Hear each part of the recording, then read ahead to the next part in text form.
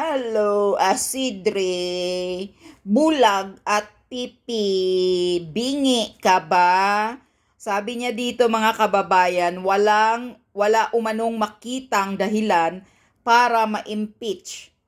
Para i-impeach si Pangulong Bangag Marcos Jr. Talaga ba? Wala? Ang dami eh.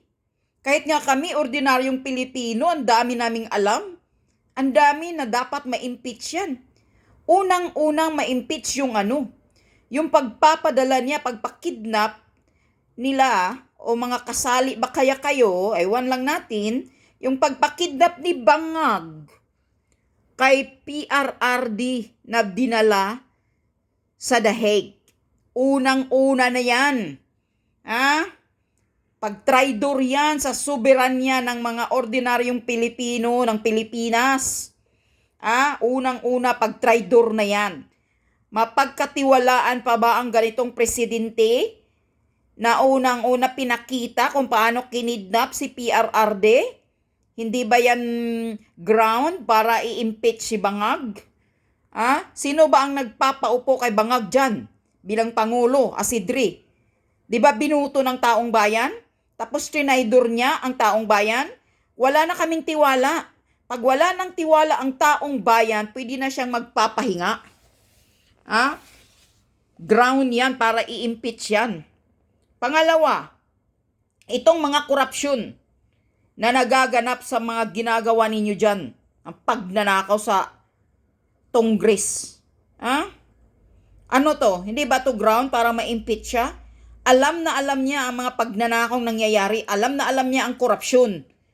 Pero, pinipirmahan pa rin niya sa GAA. So, ano yan? Hindi ba yan pagtatraidor? Dahil kasali siya sa pagnanakaw. Ayon pa kay mismo na si Saldico. Saldico na ang chairman sa appropriation nyo dyan.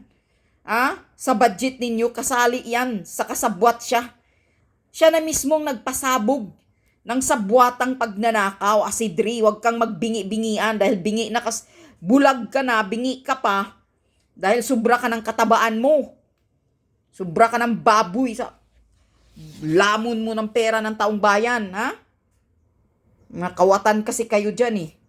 Mga walang ngiya kayo, nakakagigil kayo lagi sa mga yung pagdidipinsan nyo kay Bangag, mas lalo tuloy kami naiinis at nanggigigil sa inyo. Dahil mismo kami alam namin kung ano ang mga grounds na para matanggal yung Bangag na yan. Pero kayo, nagbulag-bulagan, nagbingi-bingian. Bakit kaya tudo kayong himod puwit? Sobrang dipinsan nyo kay Bangag. Dahil yan ang gusto nyong presidente. Yan ang gusto ninyong presidente na uto-uto. Parang ulul. Yan ang gusto ninyo. Ayaw nyo ng presidente parehas kay PRRD na hindi nyo kasi maisahan. Kaya takot kayo mapalitan si Bangag ni Sara. Dahil hindi nyo maisahan si Sara sa mga pagnanakaw ninyo. Yan ang gusto nyo kay Bangag. Dahil pag nakasinghot na si Bangag, sabog na, magago nyo na, mautok-utok nyo na. Tangina, sana matigok na ngayon eh. Tagal pang matigok. Yung sakit niya ngayon, sana hindi na recover yung hayop na Bangag na yan. Magsinghot ka na lang Bangag para tuluyan ka ng matigok. Lakang kwintang presidente talaga. Yan ang iiwanan mong legacy ng Pilipinas, ang pagnanakaw. Talamak na pagnanakaw, inubos nyo na ang pera ng bayan.